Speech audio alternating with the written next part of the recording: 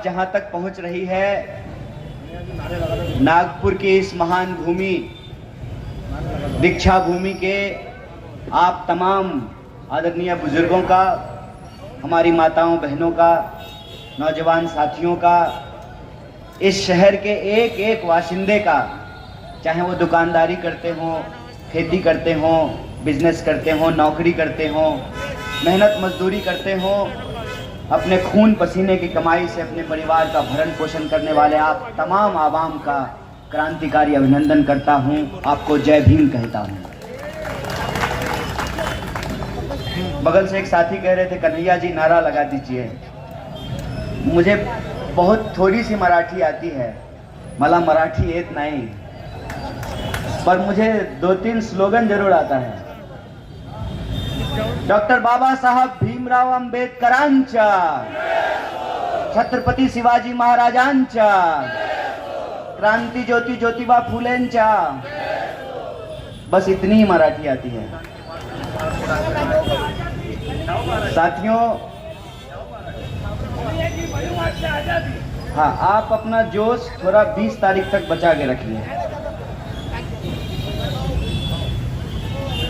सबसे पहले तो सचमुच मैं ये कहने के लिए नहीं कह रहा हूँ, जब भी मैं नागपुर आता हूँ मेरे लिए ये बहुत ही आनंद की बात है, बहुत सुखद अनुभूति है, क्योंकि मेरे मन में जो नागपुर का छाप है, जो स्मृति है नागपुर का, वो स्मृति पूरे देश और दुनिया में जो नागपुर की छवि बनाई जा रही है उससे अलग है। अक्सर लोग कहते हैं कि नागपुर में आरएसएस का मुख्यालय है, तो मैं उनकी बात को काट करके कहता हूं कि आरएसएस का मुख्यालय नहीं, नागपुर में दरअसल दीक्षा भूमि है। नागपुर संघ भूमि नहीं, दीक्षा भूमि है। और ये कितनी खुशनसीबी की बात है कि आप सब लोग उस कॉन्स्टिट्यूएंसी के मतदाता हैं, जिस कॉन्स्टिट्यूएंसी में, अब मैं इसको पकड़ के रखता हूं, ठीक है, इसको अब ना हम पकड़ के रखेंगे, नहीं तो पता चला जैसे शिवसेना टूट करके जो है भाजपा में चली गई, राष्ट्रवादी टूट करके भाजपा में चली गई, इसको पकड़ के रखा जाएगा।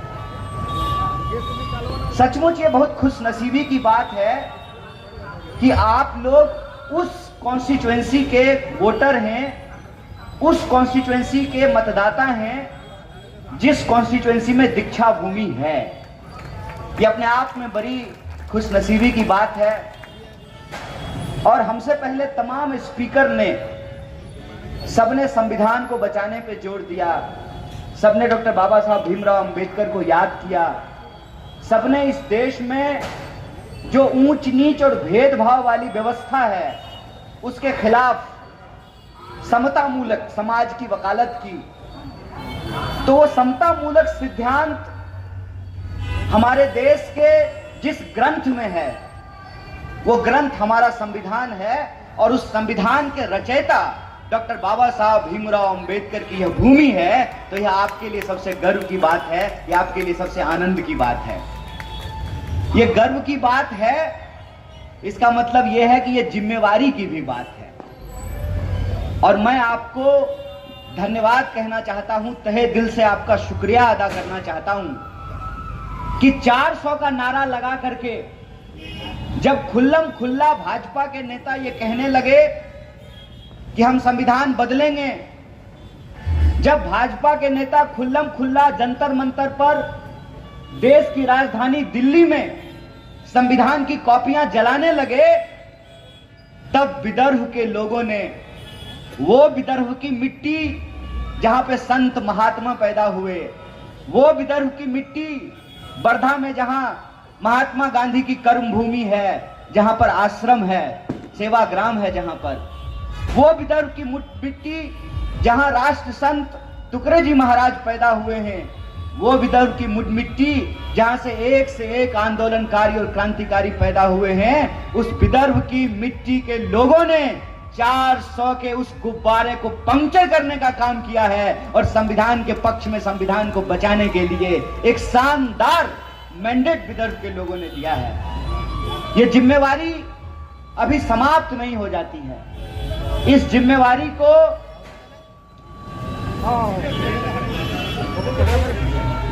इस जिम्मेवारी को हम लोगों को यह समझना पड़ेगा कि यह जिम्मेवारी अभी समाप्त नहीं हुई है।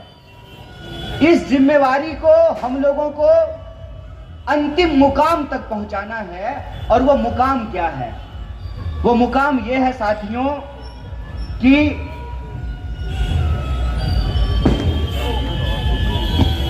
कोई बात नहीं है, कोई नहीं तो चुनाव आयोग से ले लेंगे, वो भी रिकॉर्ड कर दी है ये पक्का। क्या पता आजकल जो है, आजकल सियासत में चीजें गिरती रहती हैं। मैं ये कह रहा था कि वो जो जिम्मेवारी है वो अभी 50% ही पूरा हुआ है। 50% उस जिम्मेवारी को और पूरा करने की जरूरत है। और जरूरत इसलिए है कि पूरा देश महाराष्ट्र की तरफ देख रहा है।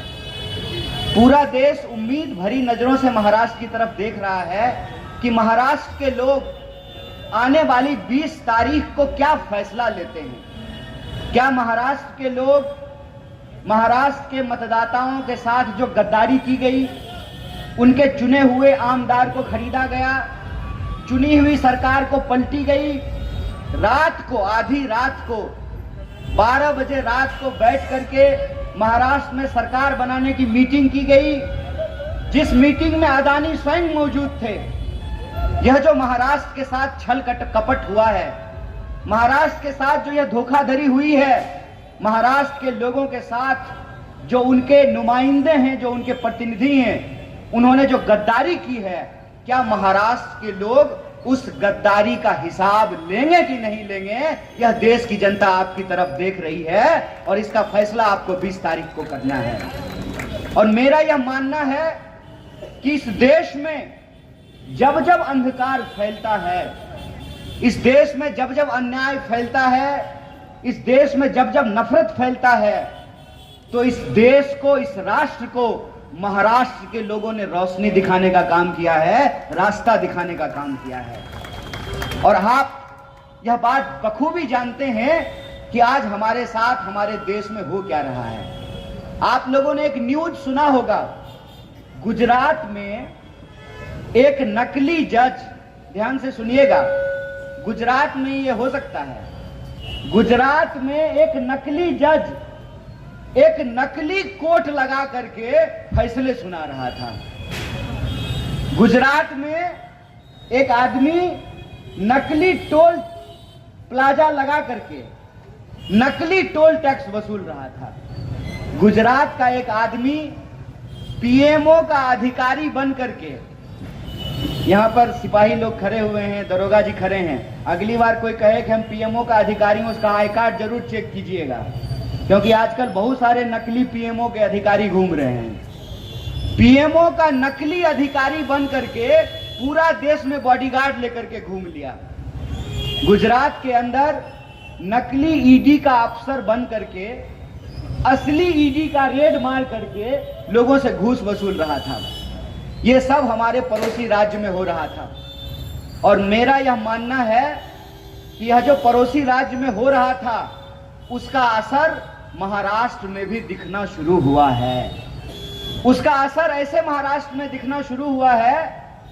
और यह सवाल मैं आप लोगों से भी पूछ रहा हूं कि अगर बीजेपी को डिप्टी सीएम ही बनना था, अगर फडणवीस साहब को चीफ मिनिस्टर नहीं बनना था, डिप्टी सीएम ही बनना था, तो उद्धव ठाकरे जी के सरकार में डिप्टी सीएम बनने में क्या दिक्कत थी? मेरी बात समझ रहे हैं? अगर चीफ मिनिस्टर शिवसेना को ही देना था, चीफ मिनिस्टर बीजेपी को नहीं लेनी थी, तो फिर शिवसेना तोड़ा क्यों? बाला साहब ठाकरे की पार्टी तोड़ी क्यों? अगर एनसीपी बीजेपी के नजर में एक भ्रष्टाचारी पार्टी है, तो उसी एनसीपी को तोड़ करके अपनी सरकार में शामिल क्यों कराया और अजीत पवार साहब और फडणवीस जी दोनों को शिंदे जी के नीचे उप मुख्यमंत्री बनाया? ऐसा क्यों किया गया है? ऐसा इसलिए किया गया है कि शिंदे जी मुख्यमंत्री नहीं है, शिंदे जी एक बेईमान गुजराती व्यापारी के चौकीदार हैं और चीफ मिनिस्टर बनने से ज्यादा भाजपा की नजर एक कठपुतली चीफ मिनिस्टर बना करके महाराष्ट्र के संसाधनों पर उसकी गिद्ध नजर है। वो फडणवीस जी को मुख्यमंत्री बनाने से ज्यादा धारावी अदानी जी को देने में इंटरेस्टेड है।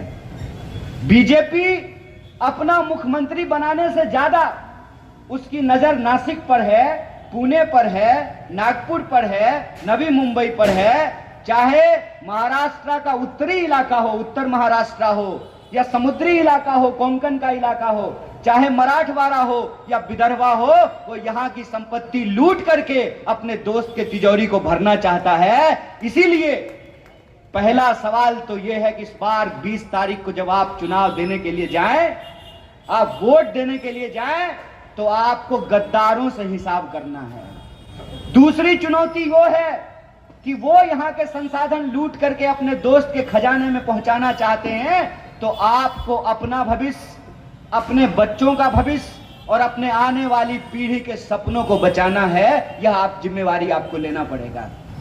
हमको पता चला कि डिप्टी सीएम साहब यहीं से चुनाव लड़ रहे हैं। हे दीक्षा भूमि के मतदाताओं, आपके सामने जबरदस्त मौका है। जैसे अमेठी में कांग्रेस पार्टी का एक साधारण कार्यकर्ता एक बड़बोले मंत्री को धूल चटा दिया, आज आपके सामने मौका है कि एक ऐसा कार्यकर्ता जो सिर्फ चुनाव में नहीं, आपके सुख दुख में, आपके परिवार की हंसी खुशी में, आपके परिवार के गम में, चाहे आपका हॉस्पिटल की समस्या हो, चाहे आपकी पढ़ाई लिखाई की समस्या हो, दिन रात आपके बीच खड़ा रहने वाला कांग्रेस पार्टी का एक जिम्मेदार जमीनी कार्यकर्ता उप मुख्यमंत्री के सामने चुनाव लड़ रहा है। और उसका नतीजा देखिए कि उप मुख्यमंत्री साहब साल भर अपने दोस्तों को शुगर फैक्ट्री बांटते रहते थे, और अभी जब चुनाव आया है तो मतदाताओं को मिठाई का डब्बा बांट रहे हैं। कमाल बात है।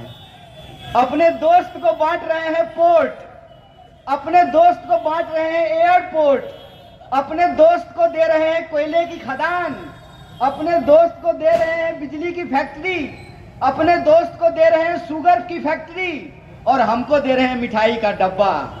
क्या कमाल बात है, क्या कमाल बात है। उनको क्या लगता है? उनको लगता है कि मिठाई का डब्बा दे करके नागपुर के जो स्वाभिमानी लोग हैं उनका ईमान खरीद लेंगे। उनको क्या लगता है कि जो दौलत वो पानी की तरफ बहा रहे हैं, उस पानी की दौलत से वो लोगों के आंखों का पानी सुखा देंगे। उनको क्या लगता है कि धन बल के सामने वो जनबल को हरा देंगे। मैं कहता हूं, हे नागपुर के मतदाताओं, आपके सामने ये चुनौती है। धन बल का मुकाबला आपको जनबल से करना पड़ेगा और इतिहास बनाने का मौका है। लोकसभा चुनाव के दौरान जब खासदार का चुनाव हो रहा था, दिन भर टीवी पर अमेठी की चर्चा हो रही थी। आप प्रफुल्ल गुर्दे साहब को, प्रफुल्ल गुर्दे पाटिल को जिता करके दिखाइए, 23 तारीख को पूरे दिन नागपुर की चर्चा होगी। मैं ये आपसे वादा करना चाहता हूं। कई बार जब किसी को यह घमंड हो जाए, कई बार सत्ता को जब किसी बात का अहंकार हो जाए, तब उसको आंख दिखाना बहुत जरूरी होता है। कई बार अगर किसी नेता को यह लगने लगे कि वो नेता अपनी बदौलत है, तो जनता को उसकी औकात दिखाना बहुत जरूरी हो जाता है। इसीलिए है जनता, हे मतदाता, हमारे सामने ये जिम्मेवारी है। डॉक्टर बाबा साहब भीमराव अंबेडकर ने एक संविधान लिखा, और उस संविधान की ताकत क्या है?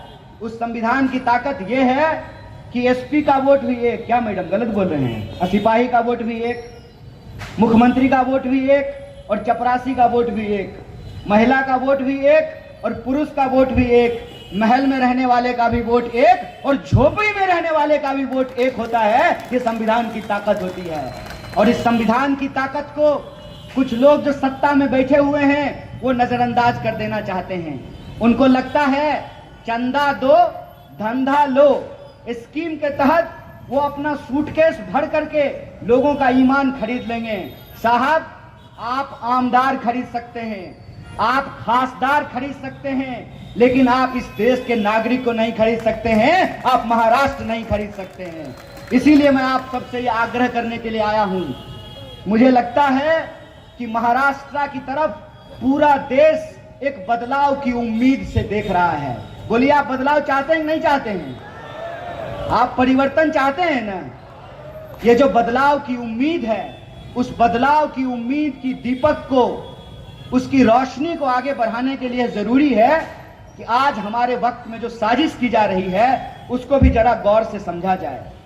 अभी कुछ दिन पहले मैं भाषण सुन रहा था डिप्टी सीएम साहब का। डिप्टी सीएम साहब ने कहा कि यह धर्म युद्ध है। ठीक बात है, लोकतंत्र को बचाना भी इस देश का नागरिक होने के चलते हमारा धर्म है। जिस लोकतंत्र के चलते, जिस संविधान के चलते आज मैं यहां खड़ा होकर के भाषण दे रहा हूं, उसकी रक्षा करना हमारा धर्म है।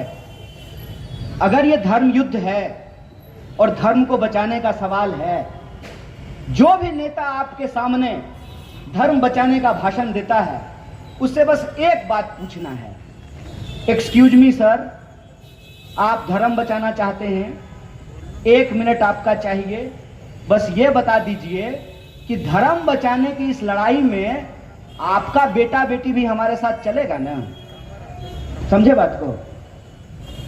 कि ऐसा तो नहीं होगा कि धर्म बचाने की जिम्मेवारी हमारी और ऑक्सफोर्ड कैम्ब्रिज में पढ़ने की जिम्मेवारी आपके बाल बच्चों की। अगर धर्म बचाना है तो सब मिलकर के बचाएंगे। ऐसा तो नहीं होगा ना कि हम लोग धर्म बचाएंगे और जो है डिप्टी सीएम साहब की पत्नी जो है वो इंस्टाग्राम पे रील बनाएंगी। ऐसा तो नहीं होगा ना, सब लोग मिलकर धर्म बचाएंगे। यही बात मैंने भाजपा के एक दोस्त को कहा।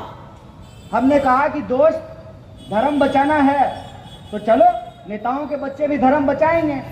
तो भाजपा का वो जो हमारा दोस्त था वो बोला, लेकिन योगी जी और मोदी जी को बेटा बेटी नहीं है। हमने कहा भतीजा है ना, बेटा बेटी नहीं है, भतीजा है ना। जैसा चलेगा ना हमारे साथ धर्म बचाने के लिए।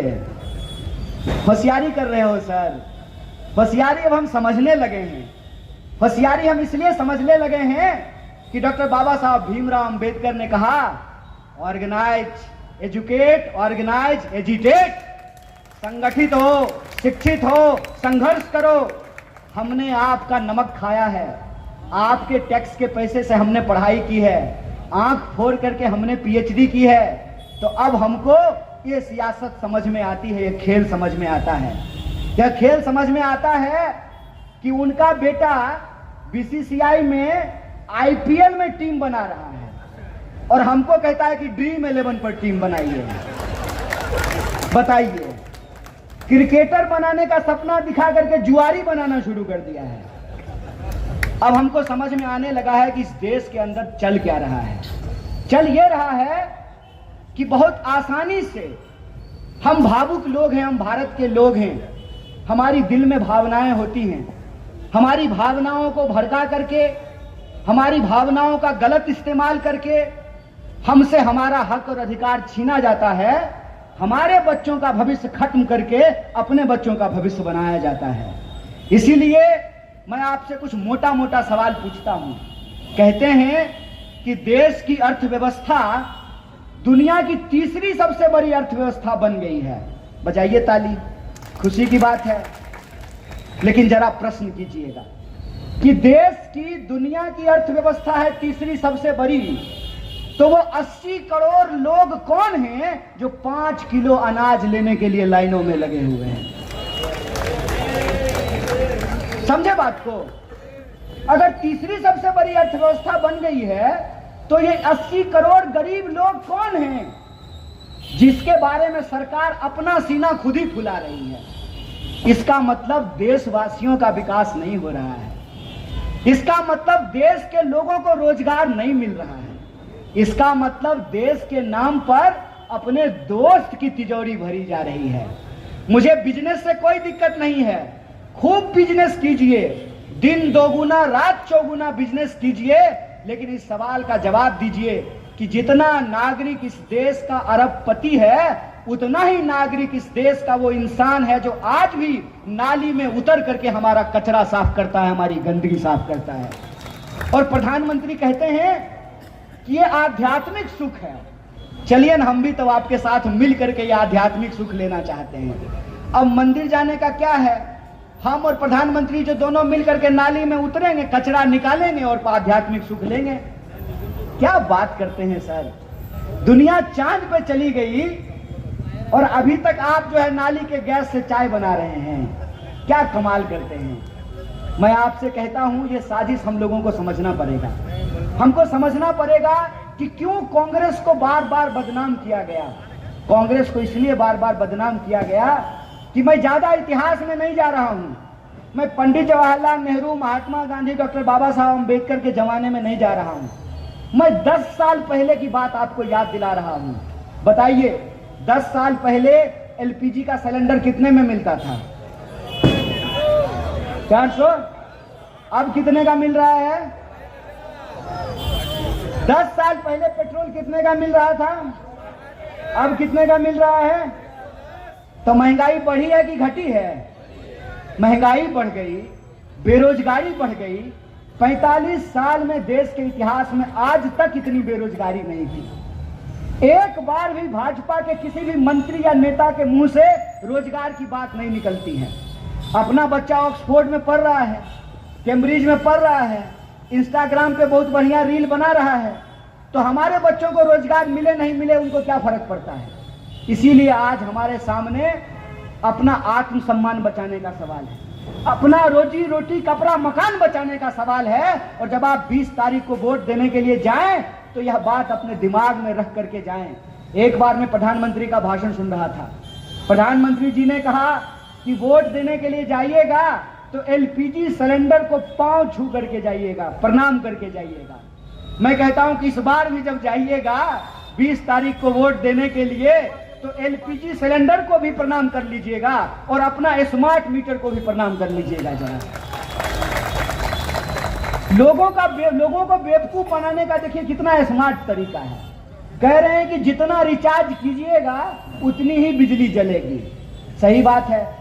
तो आपको तो हमने रिचार्ज नहीं किया था कि आप 5 साल के लिए सरकार बनाएंगे, लेकिन आप जो है विधायक खरीद बेच करके अपना सरकार बना लिए और अपना सरकार बना करके हमारा बिजली बिल बढ़ा दिए, हमारा दवाई का दाम बढ़ा दिए, हमारा दाल तेल का दाम बढ़ा दिए। और किसान जो हैं वो जो पैदा कर रहे हैं उनको उनका वो चीज दाम नहीं दे रहे हैं। जो धान 3000 रुपए प्रति क्विंटल मिलता था, इस बार जो है 2200 रुपए प्रति क्विंटल बिका है। जो सोयाबीन 4000 रुपए प्रति क्विंटल बिक रहा था, इस बार 2700 रुपए जो है प्रति क्विंटल बिका है। तो किसान को उनके फसल का दाम नहीं मिलेगा, इस देश के नौजवानों को काम नहीं मिलेगा, महिलाओं को आत्मसम्मान नहीं मिलेगा। आप मुझे बताइए कितने शर्म की बात है। जिस महाराष्ट्र की धरती से ये नारा निकला, मुल्की सिखली प्रगति झाली, यही कहते हैं ना, मुल्की सिखली प्रगति झाली। रोज अखबार उठा करके देख लीजिए, कोई ऐसा दिन नहीं है जब महाराष्ट्र की किसी बहू बेटी के साथ किसी ना किसी इलाके में कोई अत्याचार नहीं हो रहा हो, कोई अपराध नहीं हो रहा हो, जघन्य बलात्कार की घटनाएं हुई हैं। यह सब सवाल आज हमारे सामने है। इसीलिए मैं आप लोगों को सिखाने की औकात नहीं है हमारी, आपको बताने की औकात नहीं है हमारी, लेकिन जिस हिम्मत से हम लोग संघर्ष कर रहे हैं और इस देश को बेहतर बनाने का जो हमारा सपना है, हम उसमें आपका आशीर्वाद चाहते हैं, आपका साथ चाहते हैं। हम चाहते हैं कि आप पीठ ठोक करके ताली बजा करके हमारा हौसला बुलंद कीजिए। हमने इनकी जेलों को देख लिया है, हम इनके सामने झुकने वाले नहीं हैं। अपने आत्मसम्मान के लिए हम संघर्ष करेंगे, यह लड़ाई जारी रखेंगे। और हमारी लड़ाई अन्याय के खिलाफ न्याय की लड़ाई है। हमारी लड़ाई उन तमाम गारंटियों को लागू करने की लड़ाई है जिससे देश आगे बढ़ेगा। देश कैसे आगे बढ़ेगा? आधी आबादी को जब तक हम सशक्त नहीं करेंगे तब तक देश आगे नहीं बढ़ेगा। इसीलिए जो महाविकास अघाड़ी की गारंटी है, उस गारंटी में हम महिलाओं के खाते में 3000 रुपया पहुंचाने की बात कर रहे हैं। उस गारंटी में हम उनके लिए फ्री बस सेवा की बात कर रहे हैं। और जो नौजवान हैं वो तमाम रिक्त पदों को भरेंगे और रिक्त पदों के भरने के बाद भी जो नौजवान बेरोजगार रह जाएंगे उनको 4,000 रुपया बेरोजगारी भत्ता देंगे। यह संकल्प लेकर के हम आपके बीच में आए हैं और हम चाहते हैं कि एक बेहतर समाज बने, इसके लिए डेटा का होना जरूरी है। और जब हम गिनती करने की बात करते हैं तो कहते हैं कि हम समाज को बांट रहे हैं। अरे प्रधानमंत्री जी, अभी यहीं बगल में कौन सा जगह है, नहीं, ओबीसी समाज को भाजपा का एक नेता गाली दे रहा था। बनी में भाजपा के नेता जो है वो ओबीसी समाज को गाली दे रहे थे, कुत्ता कह रहे थे। और प्रधानमंत्री, जब हम कहते हैं कि गिनती कीजिए, हम क्यों गिनती करना चाहते हैं? मेरी माताएं बैठी हुई हैं, आप बताइए, घर में अगर 4 लोग हैं तो 4 लोग का ही खाना बनाते हैं ना। 2 लोग अगर रिश्तेदार के पास चला गया है तो फिर 2 लोगों का खाना बनाते हैं। देश में अगर हमको कोई नीति बनानी है, देश में अगर हमको कोई न्याय का सिद्धांत लागू करना है तो उसके लिए गिनती करना पड़ेगा कि नहीं करना पड़ेगा? देश में लोगों की क्या हालत है उसको जानने में क्या दिक्कत है? लेकिन ये गिनती नहीं होने देना चाहते हैं। ये गिनती इसलिए नहीं होने देना चाहते हैं ताकि देश को पता न चल जाए कि देश की संपदा पे वो मुट्ठी भर लोग कौन है जो नाक की तरह कुंडली जमा करके बैठे हुए हैं, यह देश को पता न चल जाए, इसलिए गिनती करने का विरोध करते हैं। हम गिनती करना चाहते हैं ताकि देश को एकजुट रख सके। मान लीजिए ये माइक बार बार गिर रहा था ना, क्यों गिर रहा था? यह माइक बार बार इसलिए गिर रहा था क्योंकि इसमें बैलेंस नहीं था।